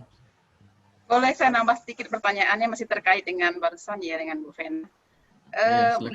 Maksud saya berapa jumlah porsi ya untuk reviewernya dari Indonesia dan dari luar gitu. Kemudian berapa porsi untuk editornya gitu loh. Editornya juga apa harus ada yang dari luar, apa cukup kita saja? Artinya kan karena kita mau naik ke Sinta 1 atau ke Scopus, kan ini harus ada porsi untuk yang demikian ya. Di samping itu juga link mereka kan bermanfaat untuk promosi jurnal kita gitu. Mungkin seperti itu pertanyaannya Mas Arya, makasih. Oke, baik. Barangkali silakan Mas Nida mau mencoba jawab. Oh, kirain Pak Ismet dulu. Oh, Pak Ismet, boleh juga Pak Ismet, silakan Pak. Atau boleh saya dulu kali ya. Seperti yang saya sampaikan tadi, kalau bahasa berapa minimal, saya kira tidak ada minimal ya. Artinya sekuat mungkin kita bisa punya jaringan terhadap para calon reviewer dan calon editorial board itu, ya hubungi saja. Seingat saya waktu awal-awal saya bergabung itu editorial board Studia itu hanya sekitar 7 orang editorial board Studia itu. Sampai kemudian kita membutuhkan ini ada ada artikel-artikel di bidang kajian pernaskahan, sejarah yang lumayan loadnya agak banyak gitu kan. Karena kan kita biasanya dari editor internal masuk ke editorial board ya, biasanya.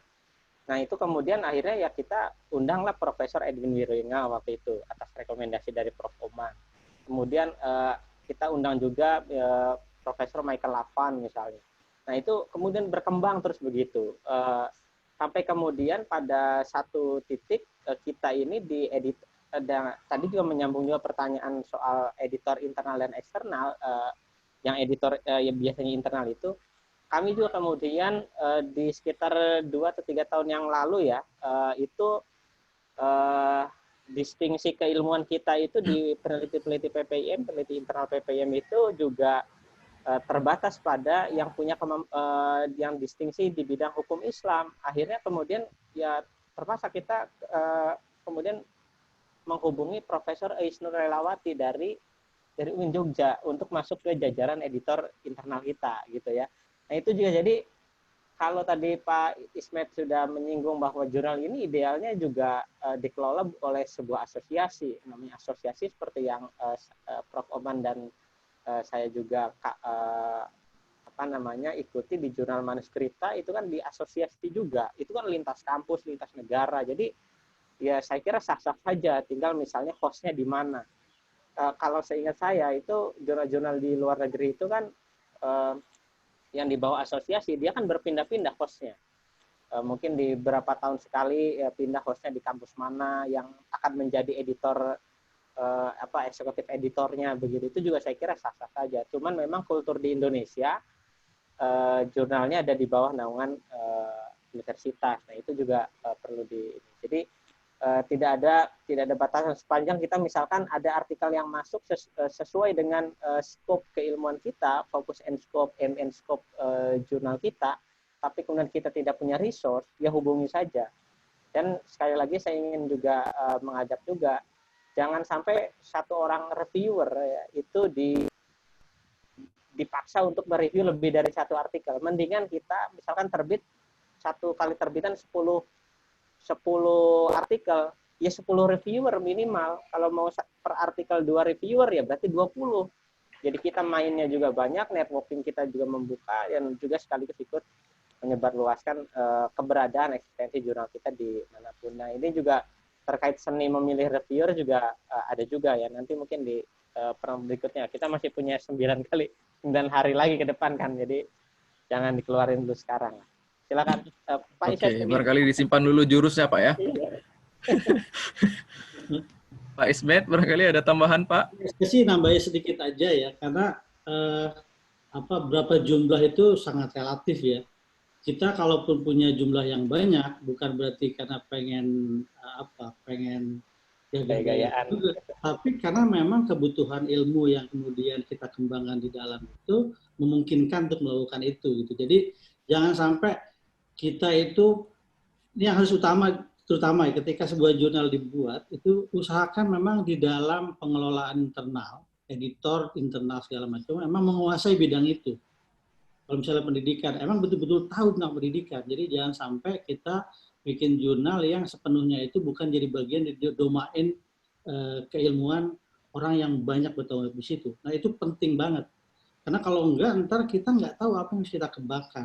Nah, kajian keilmuan, fokus kajian artikel tadi itu betul-betul menentukan berapa banyak kira-kira orang yang kemudian mungkin kita jadikan sebagai reviewer atau editor. Gitu. Kalau misalnya ini kan semakin expanding terus menerus gitu, tadinya kita nggak merasa penting punya seorang editor hukum Islam, ini penting, maka kita cari gitu terus menerus, dan semakin lama semakin berkembang gitu. Yang kita belum punya misalnya sekarang tuh teknologi misalnya, ekonomi itu mulai, kesehatan itu nggak punya, karena memang artikel yang masuk ke Studia itu tidak masuk ke situ. Nah kalau ada maka kemudian kita mengekspand terus. Jadi kalau dia proporsional, kalau jurnal yang masih cinta sekian tapi kemudian punya review sampai seperti Studia ya orang juga bilang bener kan nih gitu. Jadi itu yang ajas proporsionalitas aja. gitu. 10 menurut saya itu udah oke gitu, banyak sekali malahan. Dan tadi yang ditekankan oleh Pak Nida, jangan pernah meng-assign seorang reviewer untuk membaca terlalu banyak artikel gitu, karena kalau lebih dari 2 itu pertama ya terlalu 2 aja kita udah agak gondok tuh gitu. 1 itu bagus banget karena dia harus mengawal dari A sampai Z. Ketika dia sudah mereview, memperbaiki, dan kita akan kirimkan lagi ke mereka. Jadi dia mengikuti bahwa tulisan itu yang berkembang gitu. Jadi itu yang menjadi penting ketika kita mau meng-hire ya teman-teman reviewer. Makasih. Baik, terima kasih Pak Ismet atas Dan penjelasannya. jangan lupa pula reviewer itu kalau sudah dilibatkan dan kemudian artikelnya terbit itu dikabari juga supaya merasa bahwa kita juga terus keep in touch sama mereka. Dan dikirimkan artikel dan dikirimkan jurnal. Ya, jurnal dikirimkan. Oke, baik Pak. Bapak Ibu, sebelumnya di kolom chatting itu ada presensi kehadiran. Bapak-bapak pemateri juga jangan lupa mengisi presensi kehadiran. Bapak Ibu peserta juga ada presensi, silakan diisi.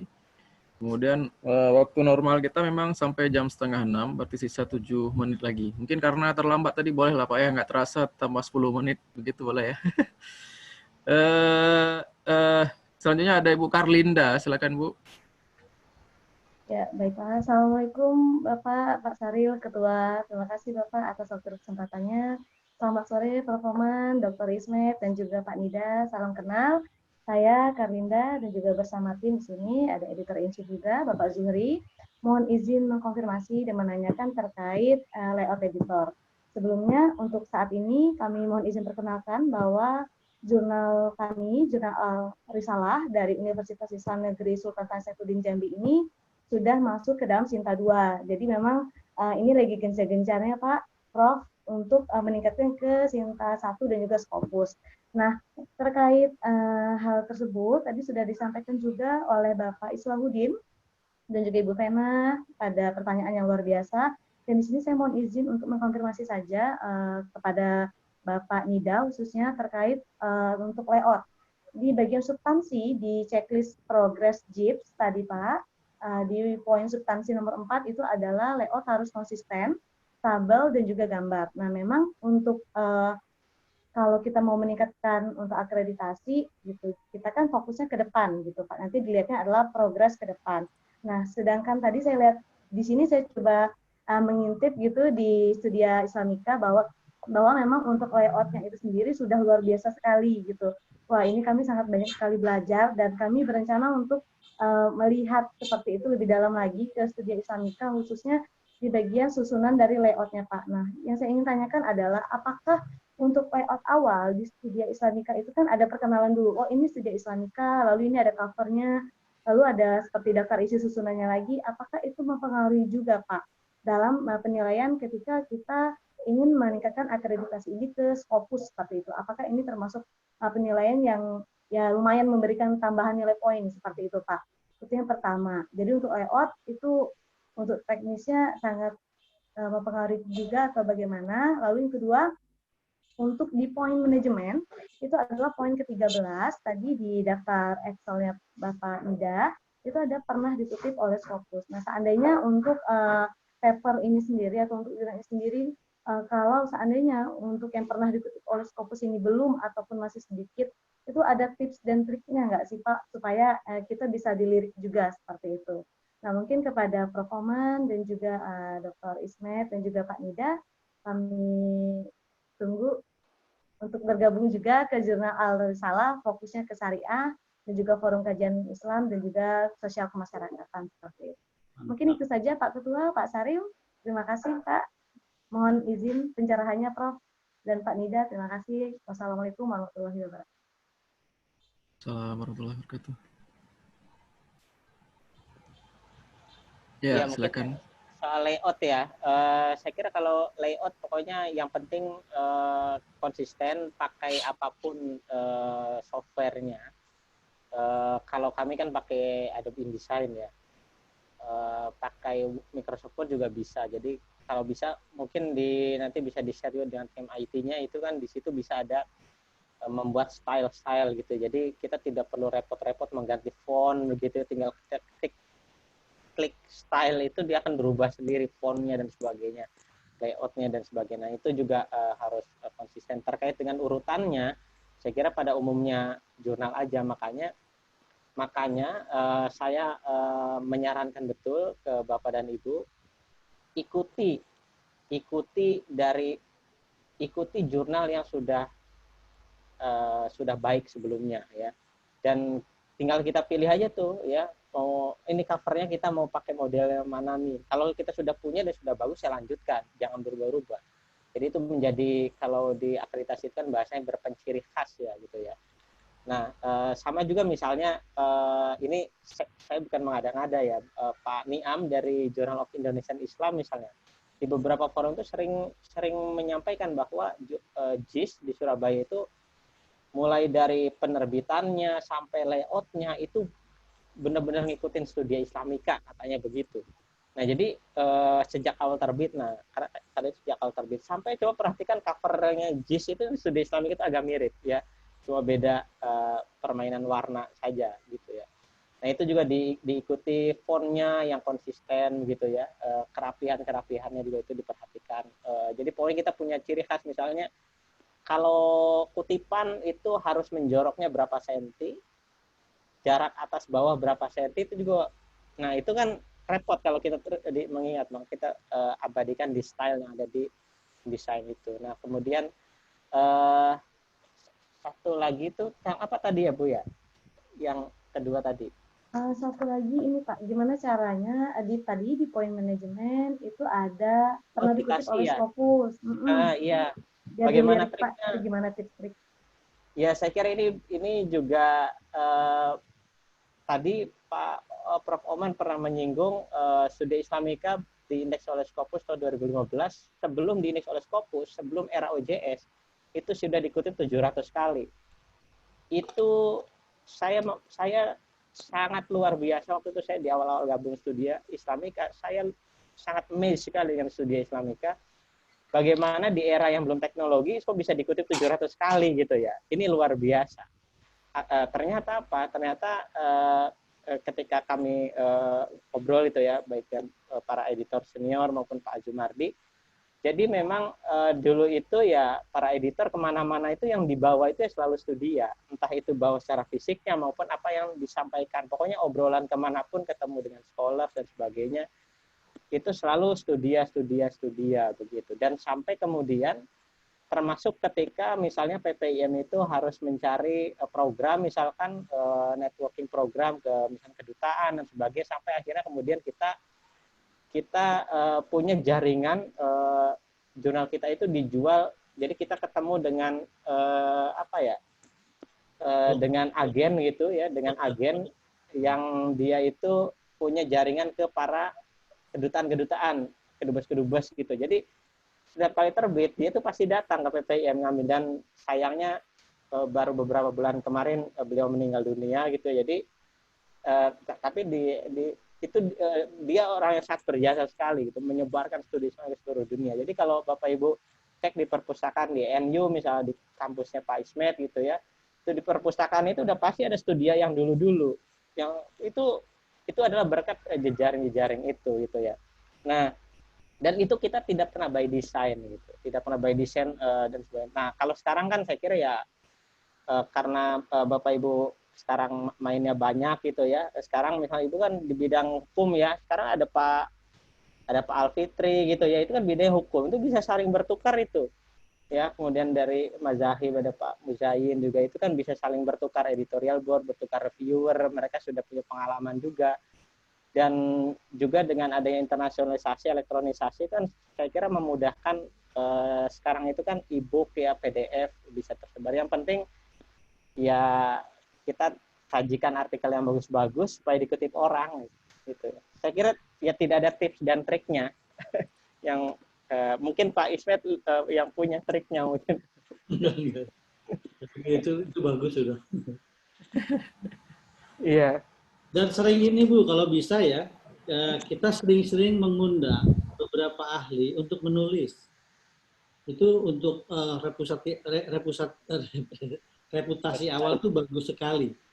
Gitu. Kita ingat sekali ya ketika Studia pertama kali terbit itu, kita menerbitkan tulisan salah satunya adalah Nurholis Maji.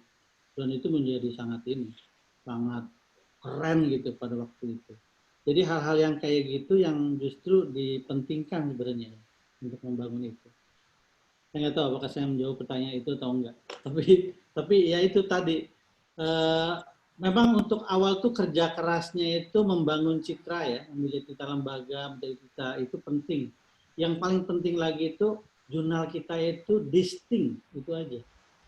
Kalau misalnya kajiannya ekonomi, itu kita harus mendekatnya itu ke orang-orang yang memang ke bentuk kegiatan atau penelitian atau risetnya itu berkaitan dengan itu. Jadi akan semakin mudah kita membuat network dan menambah banyak orang untuk bisa mensupport kita. Itu yang paling penting ya, karena kadang-kadang kita bikin jurnal hanya karena jurusan mengharuskan punya jurnal, itu yang susah itu, gak bakalan sustain yang kayak begitu. Oke, gitu aja, makasih. Oke, baik. Terima kasih Pak Ismet dan Pak Nida. Masih ada Bapak Ibu yang ingin bertanya? Barangkali satu pertanyaan lagi terakhir untuk sesi hari ini. Masih ada?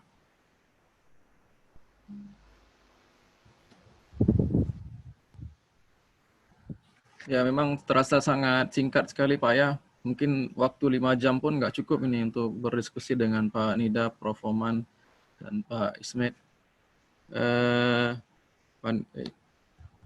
Koordinator kelas juga sudah mengingatkan bahwa ternyata waktu kita sudah habis. Barangkali ada 1 menit. Pak Nida mau sebelum menutup mungkin bisa menyampaikan sesuatu. Nah, Pak Ismet atau Prof. Oman dulu lah. Ya udah, Nida aja. Cukup. Ya ini apa namanya, tadi nilainya sudah nilai-nilainya sudah disampaikan oleh Prof. Oman dan Pak Ismet ya, terkait jadi apa yang kita ceritakan Studia Islamik itu bukan ingin menceritakan glorifikasinya bahwa kita ini sudah baik dan sebagainya, tapi kita punya sinergi. Kami itu mengimbangi yang senior-senior itu fokus ke substansi gitu ya. Nah, kami yang muda-muda ini itulah yang kemudian mempromot Studia Islamika lewat jaringan-jaringan yang lainnya. Maka kemudian Studia Islamika punya fanpage Facebook itu likersnya sudah 2.000 orang. Jadi ketika kita posting artikel yang baru, ya sudah pasti di hari itu udah pasti tuh apa istilahnya unique visitnya udah pasti akan naik drastis tuh, sudah pasti gitu ya. Nah, tapi juga jangan lupa juga dulu ketika 3 atau 4 tahun yang lalu kami membuat fanpage itu tidak ada tuh kita punya misi supaya dikutip orang dan sebagainya. Ya pokoknya kita pengen supaya Studia Islamika tersebar.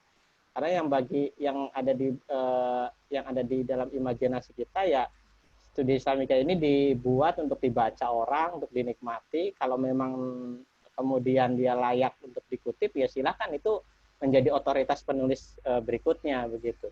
Jadi saluran-saluran itu dibuat. Nah, apalagi sekarang sudah enak nih Bu ya, sudah ada grup WA udah banyak, terus spamming aja tuh di grup WA gitu ya. Setiap ini bila perlu kita one day one artikel, tapi jangan diiming-imingi one day one click begitulah. Itu kesannya itu menyebarkan itu hanya untuk diklik saja. Toh pada akhirnya berharap untuk dikutip kan. Nah, kutipan itu tidak akan pernah terjadi kalau artikel itu tidak dibaca orang. Jadi ya pokoknya kita sebarkan one day one artikel, itu salah satu contoh saja. Ada contoh lain juga, misalnya saya pribadi di kelas itu juga saya menerapkan ke mahasiswa itu one week one artikel. Jadi dia mahasiswa itu saya beri tugas, apalagi online sekarang ya, itu saya kasih tugas untuk membaca artikel-artikel yang terkait dengan bidang saya mengajar tentunya.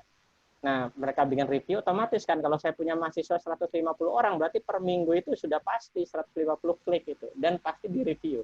Syukur-syukur kalau mahasiswa itu nanti tertarik untuk menulisnya dalam kajian-kajian yang lebih serius, itu kan kita hanya memberikan pantikan-pantikan saja. Saya kira itulah, nanti masih ada 9 hari lagi, takutnya habis di jalan ya. Baik, Pak Ismet, barangkali Pak, 1 menit Pak. Terakhir Prof. Terakhir Prof. Oman. Ya, terakhir. Kalau saya cukup, itu aja. Silakan. Prof. Oman, Prof. Terakhir Prof. 1 menit Prof. Ya, kan nanti kita masih punya waktu beberapa hari. Banyak. Ya, buat Untuk nanti semangat hari ini, Prof. Untuk semangat hari ini, langkah 1000 selalu dimulai dari langkah pertama. Siap. Siap. Siap, Prof. Terima kasih banyak, Prof. Terima kasih juga Pak Ismet, terima kasih Pak Nida dan Bapak Ibu semua yang hadir hari ini. Insya Allah masih ada 9 kali pertemuan yang akan bertemu lagi. Hasil identifikasi saya di awal sudah 14 jurnal yang masuk, 1 yang belum teridentifikasi. Mungkin nanti bisa kita diskusi via grup saja Bapak Ibu ya. Saya Syahril, mohon maaf atas salah-salah kata barangkali, insya Allah bertemu lagi. Kami di Aceh ini agak terlambat asar, Prof. Jadi ini belum salah asar. Oh, maaf. Waduh. Iya. Harus kita tutup lebih cepat. Ya. Di sini udah mau maghrib ya. Enggak, tadi asarnya jam 4 kurang 20 menit. Jadi sangat tanggung sekali ya. Baik, Bapak Ibu, terima kasih juga. Ini saya kembalikan ke host Pak Aprohul Isnaini ya Pak. Silakan Pak. Terakhir. Pak masih di sana? Saya ambil aja. Makasih Pak Syahril Furqani ya. Seru sekali saya lihat. Oman pun turun tangan nih, alhamdulillah. Mas Nida, Pak Ismet, teman-teman semuanya. Jadi kita jumpa lagi hari Jumat jam yang sama, insya Allah. Dengan lanjutan jurus-jurus Kang Nida akan keluar lagi. Ya. Terima kasih banyak. Kita akhiri saja dengan bacaan hamdalah pagi ini. Alhamdulillah. Sore ini. Terima kasih semuanya. Terima kasih banyak. Sampai jumpa hari Jumat. Ya, makasih banyak ya. Terima kasih. Terima kasih. Salam.